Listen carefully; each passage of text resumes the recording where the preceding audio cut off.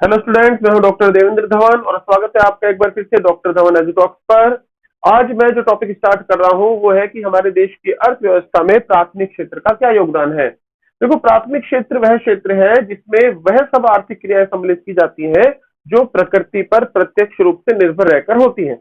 हमारी प्रकृति पर सीधे निर्भर रहकर होने वाली क्रियाएं जैसे कि कृषि, पशुपालन, खनन करना, लकड़ी काटना, जंगल के उत्पादों को इकट्ठा करना, मधुमक्खी पालन है, रेशम कीट पालन है, आदि आदि बहुत सारी गतिविधियां प्राथमिक क्षेत्र की गतिविधियां हैं। देखो, कोई भी देश या क्षेत्र जब उसकी अर्थव्यवस्था बिल्कुल पिछड़ी होती है तो उसमें सबसे ज्यादा जो अर्थव्यवस्था में जो उत्पादन कार्य हो रहा होता है वह प्राथमिक क्षेत्र में ही होता है। यदि मान लो, यदि मैं आजादी के समय की बात करूं, 1947 के भारत की बात करूं, तो देखते हैं उस समय पर यदि हमारे देश की कुल अर्थव्यवस्था ये है तो इस अर्थव्यवस्था में लगभग 60% का 60% का जो हिस्सा था वो किसका था? प्राथमिक क्षेत्र का था। तो देखो, यदि देश, इसका मीनिंग क्या, यदि मान लिया 1947 में देश में कुल 100 रुपए का उत्पादन यदि हो रहा है, 100 रुपए का वस्तु और सेवा का उत्पादन है, तो उसमें से 60 रुपए का उत्पादन प्राथमिक क्षेत्र में हो रहा था।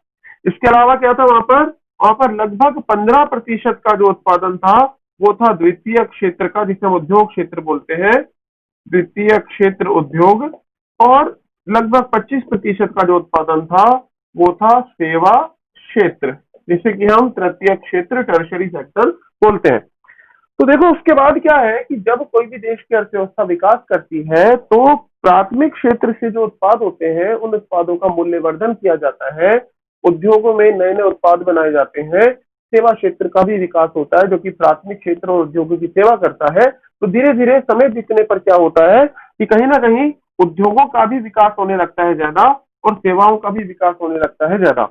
तो देखो, यदि हम आज की भारत की अर्थव्यवस्था की बात करें, वर्तमान भारतीय अर्थव्यवस्था की बात करें, तो ये जो हमको अनुपात दिखाई दे रहा है 1947 का, यदि हम इसको 2019-20 के वित्त वर्ष में देखें तो यहां पर हमको ये दिखाई देगा, 2019-20 में हम ये देखेंगे कि प्राथमिक क्षेत्र का जो योगदान है, अनुपातिक योगदान, वह अर्थव्यवस्था में उसमें लगातार कमी आई है और प्राथमिक क्षेत्र का अनुपातिक योगदान घटकर रह गया है 16.5%। तो 16.5% रह गया है प्राथमिक क्षेत्र का योगदान वर्तमान में। अब ये कैसे हुआ है मैं आगे इसकी बात करूंगा। इसके अलावा यदि मैं बात करूं, जो हमारा उद्योग क्षेत्र है उसका योगदान लगभग 28.2% और जो बाकी बचा हुआ है 55.3%, ये है हमारा सेवा क्षेत्र का योगदान, सेवा क्षेत्र। और ये है हमारा द्वितीय क्षेत्र जिसे हम कह रहे हैं उद्योग क्षेत्र। तो देखो, जब आजादी के वक्त था तब हम देखते हैं कि प्राथमिक क्षेत्र 60% पर था, 60% पर था, लेकिन अब घटकर किस पे आ गया? 16.5 पे। तो ऐसा होता क्यों है? क्योंकि देखो, समय के साथ जब उद्योगों का विकास होता है, मान लिया ये पहले वाला मैं बना रहा हूँ 60% वाला, ये 60% प्राथमिक क्षेत्र था, ये 15 पर उद्योग थे और 25 पर हमारा ये सेवा था। तो देखो, धीरे धीरे उद्योग बड़े होने लगे, उद्योगों का विकास होगा, समय बीतने पर उद्योगों का विकास होता है। यदि मान लिया कि हमारा ही शहर है, यदि हम आज से 50 साल पहले चले जाएं तो हमको हमारे शहर में सब तरफ खेती दिखाई देंगे, उद्योग बहुत कम दिखाई देंगे। लेकिन समय बीतने पर धीरे धीरे उद्योगों का क्या होता है? विकास।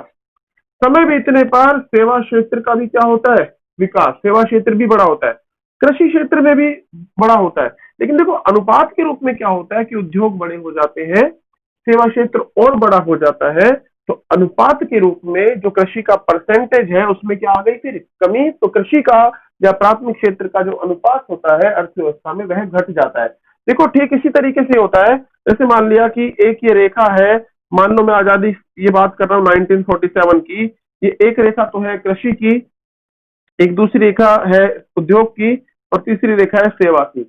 लेकिन अब मैं बोल रहा हूं कि कृषि की रेखा में मान लिया बढ़ोतरी हुई है, कृषि का उत्पादन बढ़ा, लेकिन उद्योग में और बढ़ा और सेवा क्षेत्र में और भी ज्यादा बड़ा हो गया उत्पादन।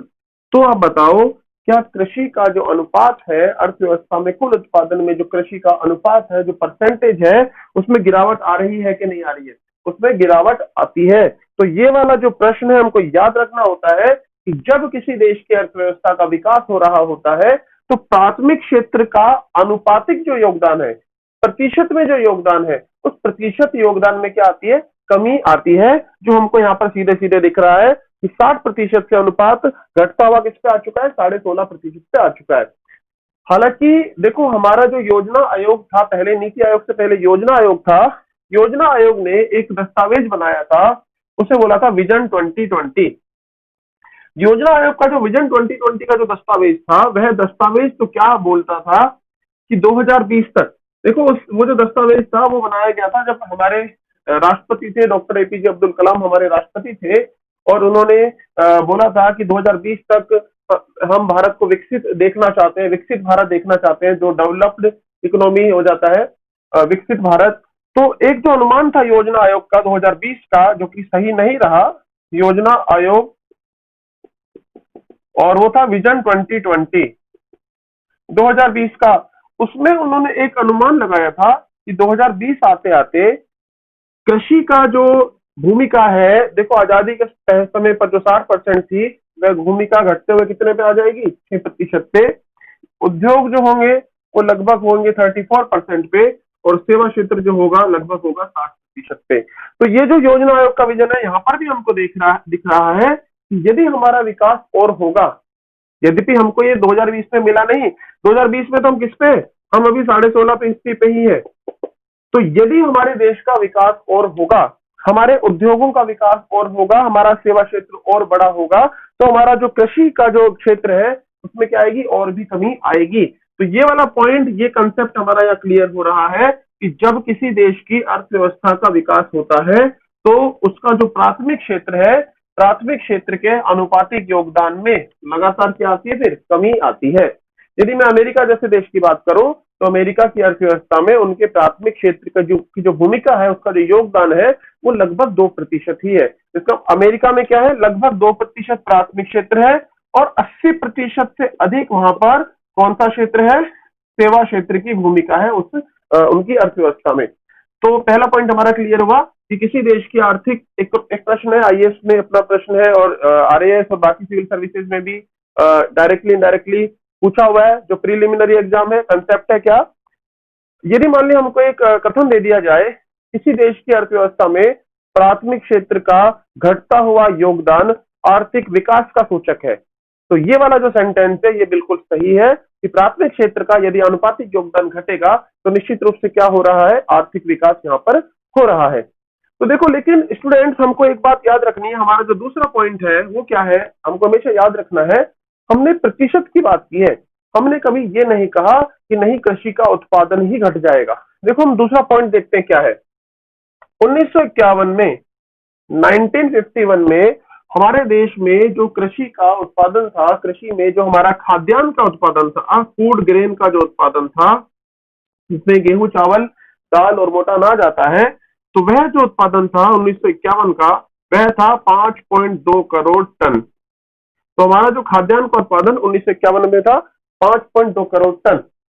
अब 2019-20 का जो वित्त वर्ष है, इस 2019-20 के वित्त वर्ष में ये जो अनुमान है कि हमारा खाद्यान्न का उत्पादन बढ़कर होने का अनुमान है 29.1 करोड़ टन। तो 2019-20 में हमारा खाद्यान्न उत्पादन 29.1 करोड़ टन। तो आप देख रहे हो कि कितना, 5 गुना से ज्यादा ये बढ़ चुका है, लगभग 6 गुना यहाँ पे आ रहा है, लगभग में इतना गुना हमारा अनाज का उत्पादन बढ़ा है 1951 के बाद से। तो देखो, कृषि का उत्पादन लगातार बढ़ रहा है, हम ये कभी नहीं कह रहे कि नहीं कृषि का उत्पादन बढ़ रहा है, लेकिन देखो जो उद्योग है, उद्योग और ज्यादा बड़े हो रहे हैं, सेवा और बड़ी हो रही है। ऐसे में कृषि का जो अनुपात है वो हमें कैसा प्रतीत होने लगता है, छोटा प्रतीत होने लगता है। और निश्चित रूप से जब हमारा उद्योग और भी बड़ा हो जाएगा और हमारा सेवा क्षेत्र और भी बड़ा हो जाएगा, तो फिर हमारा कृषि का जो अनुपात है वो निश्चित रूप से हमको और भी ज्यादा कम वो दिखाई देगा। तो एक पॉइंट हमारा ये क्लियर हुआ, और एक खाद्यान्न के उत्पादन का पॉइंट भी हमारा क्लियर हुआ। और खाद्यान्न में देखो, मैंने आपको बताया था कि जो खाद्यान्न या फूड ग्रेन होता है, इसमें हम 4 चीजों को लेते हैं। एक है इसके अंदर गेहूं, एक लिया जाता है चावल खाद्यान्न में, एक खाद्यान्न में लिया जाता है दाल, और एक चौथा होता है मोटा अनाज, जिनको हम सीरियल्स या कोर्स सीरियल्स इनको बोलते हैं, मोटा अनाज। इसमें ज्वार बाजरा आते हैं। तो गेहूं, चावल, दाल और मोटा अनाज, ये चार चीजें खाद्यान्न में शामिल की जाती हैं और भारत में जो उत्पादन है लगातार बढ़ रहा है। तो अब अगला जो हमारा पॉइंट है, जो हमारा जो प्राइमरी सेक्टर है, प्राथमिक क्षेत्र है, इसका एक अगला पॉइंट ये है, यदि मैं जो रोजगार है, रोजगार में भूमिका के रूप में प्राथमिक क्षेत्र की बात करूं, तो यदि मैं रोजगार में बात करूं प्राथमिक क्षेत्र की, तो हम देखते हैं कि कैसी भूमिका है उसकी प्राथमिक क्षेत्र की। देखो, हमारे ये बोला गया, देखो हम शुरू से पढ़ते आए हैं, बचपन से हम ये पढ़ते आ रहे हैं, स्कूल कॉलेज स्कूल के टाइम से ही, कि भारत तो किसानों का देश है और भारत की 70%, 70% से ज्यादा आबादी क्या है, कृषि में संलग्न है। ऐसी बात हम अपने बचपन से पढ़ रहे हैं। हालांकि समय के साथ विकास हो रहा है, उद्योग का विकास हो रहा है, सेवा क्षेत्र का विकास हो रहा है, और कृषि क्षेत्र में जो काम करने वाले जो लोग हैं, बहुत सारे लोग कृषि से किसमें आ रहे हैं, वो उद्योग में और सेवा में आ रहे हैं। तो यदि मैं वर्तमान भारतीय अर्थव्यवस्था की बात करूं, आज मैं 2019 और 20 का जो वित्त वर्ष है, जो पिछला भी गया है, अब तो मैं लॉकडाउन के बाद की स्थिति में क्लास बना रहा हूं, लेकिन जो वित्त वर्ष खत्म हो चुका है वह 2019-20 का वित्त वर्ष है। यदि 2019-20 के सिर्फ एक अनुमान है कि 2019-20 में कितने लोग कृषि क्षेत्र में थे, लेकिन लॉकडाउन के बाद निश्चित रूप से जो लोग उद्योग में चले भी गए थे, वो भी वापिस से कहीं ना कहीं प्राथमिक क्षेत्र में फिर से लौट आएंगे। अभी तो काफी समस्या हमारी अर्थव्यवस्था में आनी है, लेकिन फिर भी मैं लॉकडाउन से पहले की स्थिति की एक जनरल बात कर रहा हूं कि हमारे देश में क्या था कि 2019-20 का जो वित्त वर्ष है, इसमें एक जनरल सीन, एक जनरल सिनेरियो क्या है रोजगार की दृष्टि से, कि हमारे देश की लगभग 44% जो श्रम बल है, हमारा जो लेबर फोर्स है, हमारे जो श्रमिक है, लगभग 44% वो किसमें है, वो कार्य करते हैं प्राथमिक क्षेत्र में। प्राथमिक क्षेत्र ये लगातार घट रहा है। यदि मैं बात करूं 2011 की, 2011 में ये जो परसेंटेज था, ये था 52.5%, 52.5% ये था 2011 में। और अब मैं 2019-20 की बात कर रहा हूं, ये अनुमान है लगभग 44% जो हमारे श्रमिक हैं वो कृषि एवं सहायक गतिविधियों में जुड़े हुए हैं, प्राथमिक क्षेत्र में काम करते हैं।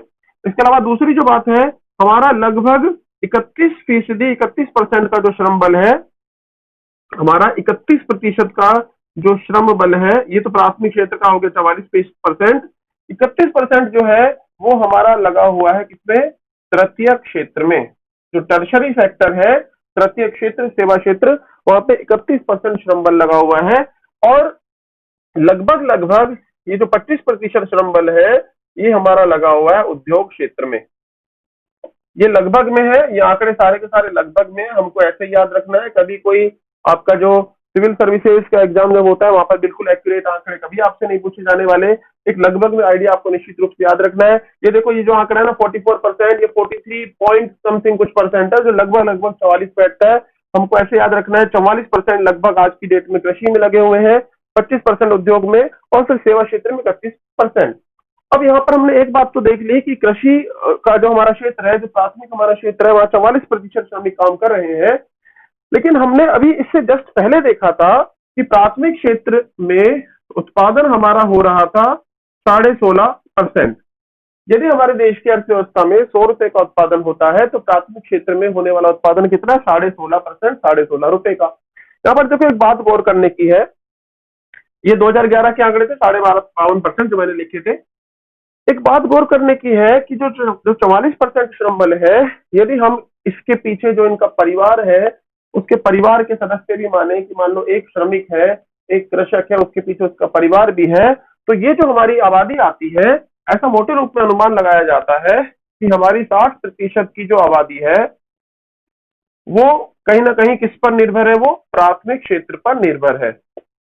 हमारे देश की 60% आबादी, क्योंकि देखो श्रम बल है 44, लेकिन प्रत्येक श्रमिक के साथ उसका परिवार भी होता है, और प्रत्यक्ष अप्रत्यक्ष रूप से प्राथमिक क्षेत्र से जुड़ी हुई हमारी जनता है, और ग्रामीण जनता जो ज्यादा है वह है।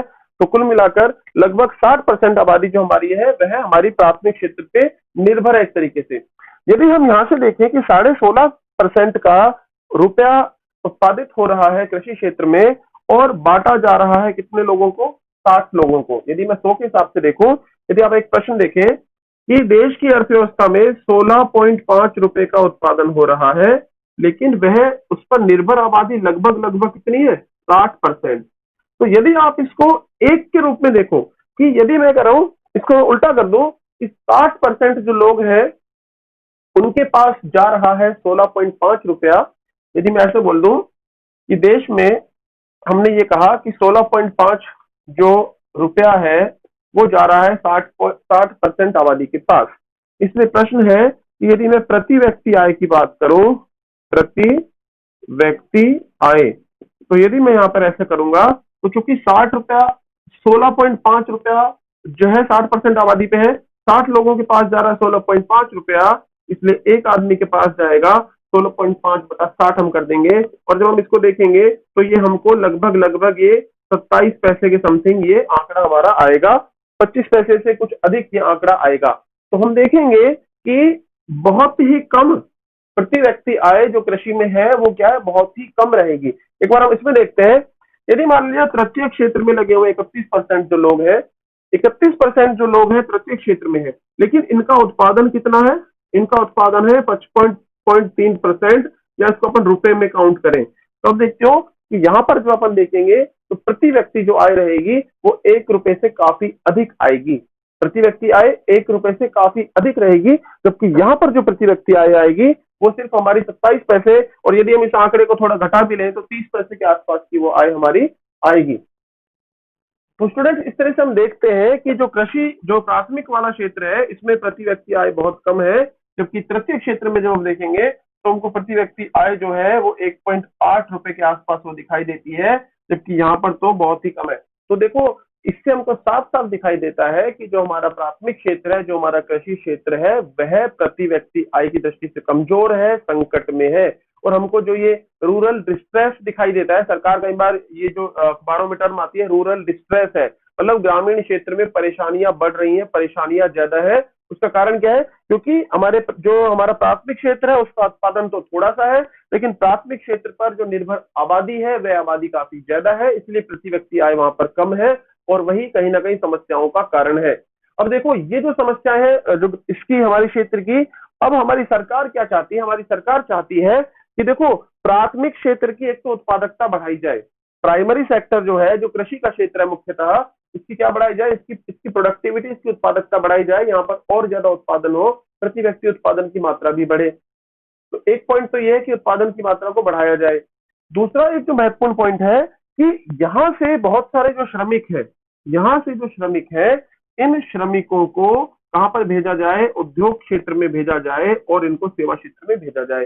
कहीं ना कहीं जो श्रमिक है उनका क्या किया जाए, कौशल विकास किया जाए, और ये जो परिवार है जो कृषि पर निर्भर है उनके परिवार के सदस्यों को कृषि उद्योग क्षेत्र में और सेवा क्षेत्र में भेजा जाए। इससे परिवार की कुल आय में क्या होगी, परिवार की कुल आय में बढ़ोतरी होगी, और कहीं ना कहीं जो ग्रामीण अर्थव्यवस्था है उसमें भी काफी ज्यादा सुधार देखने को मिलेगा। इसीलिए इसीलिए बहुत सारे कौशल विकास के कार्यक्रम चलाए जा रहे हैं, क्योंकि हमारी जो आबादी है ज्यादातर अकुशल हमारे श्रमिक है, और कौशल विकास के काम इसीलिए हो रहे हैं ताकि उद्योग और सेवा क्षेत्र में ज्यादा से ज्यादा लोग जा पाए। देखो एक और इम्पोर्टेंट पॉइंट यहाँ पर है, हमने देखा कि कहीं ना कहीं अर्थव्यवस्था में योगदान और रोजगार प्रदान करने में कृषि क्षेत्र का योगदान है। इसी तरीके से एक और फैक्ट भी हमको याद रखना है कि जो हमारा निर्यातों में योगदान है, निर्यात करने में हमारा जो कृषि क्षेत्र है, प्राथमिक क्षेत्र जो है, लगभग 14% जो हमारी निर्यात आय होती है, हमारे निर्यातों में लगभग 14% की भूमिका किसकी है, हमारे प्राथमिक क्षेत्र की है। देखो हमारे प्राथमिक क्षेत्र के निर्यात बढ़ रहे हैं, हमारे लिए अच्छी बात है। कभी हम क्या करते थे, बहुत ज्यादा आयात करना, देखो आजादी के बाद तो हम बिल्कुल आयातक थे ही थे, और गेहूं का और इसका आयात हमको करना ही होता था। फिलहाल आज का जो वक्त है, कहीं ना कहीं हम चावल के हम निर्यात करते हैं, चावल हमारा हम निर्यात में काफी आगे हैं, और कहीं ना कहीं चावल के निर्यात में तो हम नंबर 1 देश ही है। इसके अलावा कपास जैसा जो कृषि उत्पाद है पहले हमको आयात करना पड़ता था, आज हम कपास के शुद्ध निर्यातक हैं। बहुत सारे कृषि उत्पाद हैं जिनका निर्यात हमारा लगातार बढ़ रहा है, इसलिए हमारे देश में निर्यात आय में भी हमारे कृषि क्षेत्र की महत्वपूर्ण भूमिका हमको देखने को मिलती है। जो हमारा प्राथमिक क्षेत्र है इसके अंदर देखो ये जो है प्राथमिक क्षेत्र में पशुपालन भी आ जाएगा और मीट भी यहाँ पर आ जाएगा। हम मांस का भी निर्यात करते हैं, भैंस के मांस के निर्यात में भी हमारा जो भारत देश है काफी आगे है। तो ओवरऑल जो हमारा प्राइमरी सेक्टर है जिसमें फिशरी या मछली भी है, सबको मिलाकर 14% की भूमिका यहाँ पर हमको दिखाई देती है। कृषि क्षेत्र में हमको एक एक बड़ी समस्या देखने को ये मिलती है कि जैसे हमने कहा कि 44% के श्रम बल कृषि क्षेत्र में है, लेकिन यह जो श्रम बल है इसमें क्या हमको बहुत अधिक समस्या मिलती है। हमको यहाँ पर मिलती है, एक तो कृषि क्षेत्र में हमको मिलती है मौसमी बेरोजगारी और दूसरी मिलती है यहाँ पर छिपी हुई बेरोजगारी। कृषि क्षेत्र में दो प्रमुख बेरोजगारी मिलती है, मौसमी बेरोजगारी और छिपी हुई बेरोजगारी। छिपी को कहते हैं हम डिस्गाइज अनएम्प्लॉयमेंट।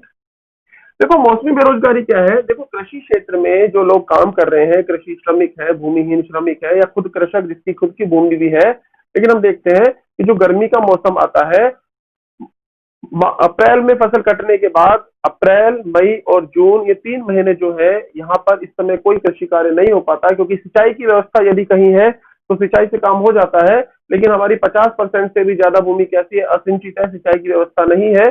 तो इस समय पर वो जो कृषक है और कृषक के जो श्रमिक है उनका वह समय किसमें गुजरता है, वो बेरोजगारी में वह समय गुजरता है। और ऐसी मौसमी बेरोजगारी हमारे को कृषि क्षेत्र में दिखाई देती है। ठीक इसी तरीके से छिपी हुई बेरोजगारी भी हमको कृषि क्षेत्र में दिखाई देती है कि कृषि क्षेत्र में यदि कोई खेत में यदि 4 श्रमिक काम कर सकते हैं तो भी वहां 4 की जगह 5 या 6 श्रमिक लगे हुए हैं, तो ऐसे में वो जो 5वां और जो छठा श्रमिक एक्स्ट्रा लगे हुए हैं उनकी उत्पादन में भूमिका कैसी है, शून्य भूमिका है। उनके बगैर भी उतना ही उत्पादन है जिनका उनके होते हुए उत्पादन हो रहा है। इस तरह से कृषि क्षेत्र में मौसमी बेरोजगारी भी है और छिपी हुई बेरोजगारी भी है। अब ये जो मौसमी बेरोजगारी है इसका इलाज भारत सरकार क्या कर रही है, जैसे अपन देखते हैं एक योजना जो है, अपना नाम बहुत इंपॉर्टेंट योजना है, बहुत महत्वपूर्ण योजना है, मनरेगा, महात्मा गांधी जो राष्ट्रीय रोजगार गारंटी कानून है 2005 का। देखो ये जो मनरेगा है इसके अंतर्गत 100 से लेकर 150 दिन तक का रोजगार दिया जाता है अलग अलग राज्य में कंडीशन के अकॉर्डिंग। तो अब ये देखो ये जो दिन है आप देखोगे तो 3 महीने से 5 महीने तक के दिन लगभग आते हैं। और ये जो मनरेगा है ये मुख्यतः इलाज कौन सी बेरोजगारी का कर रहा है, मौसमी बेरोजगारी, जो कि हमको मिलती है कृषि क्षेत्र में।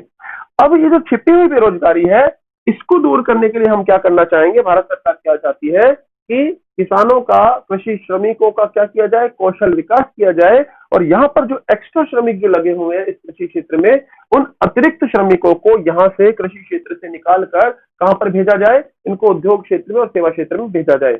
हालांकि इसके लिए जरूरी है कि उद्योगों का भी और सेवा क्षेत्र का भी और ज्यादा विकास हो। अब एक बात यह है कि जो लोग कृषि में लगे हुए हैं उनके लिए कृषि क्षेत्र में क्या क्या काम करे सरकार। देखो एक सबसे बड़ी महत्वपूर्ण काम है कि कृषि में निवेश बढ़ाया जाए, कृषि में और अधिक पैसा सरकार खर्च करवाए। देखो कृषि क्षेत्र का विकास कैसा होगा कि गांवों तक सड़कों को बिल्कुल अच्छे से और पहुंचाया जाए, उन सड़कों के माध्यम से कहीं ना कहीं किसान अपने घर के पास ही फसल बेच सके, ऐसी व्यवस्था उनके लिए की जाए। सिंचाई पे सरकार पैसा खर्च करे, सिंचाई की व्यवस्था किसानों के लिए हो, किसानों के लिए 24 घंटे बिजली की व्यवस्था की जाए। तो कृषि क्षेत्र में निवेश बढ़ाया जाए, किसानों की जागरूकता बढ़ाई जाए, किसानों को अधिक से अधिक जागरूक किया जाए, उनके पास आधुनिक कृषि की जो है वो तकनीकें उन तक पहुंचे, जानकारियां उन तक पहुंचे, और बाजार में किस प्रकार की मांग है ऐसी जानकारी भी किसानों तक पहुंचे, तो कहीं ना कहीं जो किसान है वो अच्छे से और ज्यादा उत्पादन कर पाए। तो इस प्रकार से जो है आगे हम जब कृषि का चैप्टर डिटेल में पढ़ेंगे तब हम और ज्यादा बात पढ़ेंगे कि कौन कौन सी योजनाएं संचालित हैं और क्या उनके प्लस माइनस है, सारी बात हम आगे के चैप्टर्स में करेंगे। तो कुल मिलाकर हमने यहाँ पर एक तरीके से प्राथमिक क्षेत्र का जो योगदान था, सेक्टर्स ऑफ इकोनॉमी वाला जो हमारा चैप्टर था, उसमें हमने प्राथमिक क्षेत्र का योगदान यहाँ पर पढ़ा है। और अपना जो मेरा अगला चैप्टर जो अपन अगला जो टॉपिक स्टार्ट होगा उसमें मैं उद्योग क्षेत्र की बात करूंगा। सेक्टर्स ऑफ इकोनॉमी में उद्योग क्षेत्र की बात मैं अपने अगले वीडियो में करूंगा। ठीक है, हम मिलते हैं फिर अगले वीडियो में।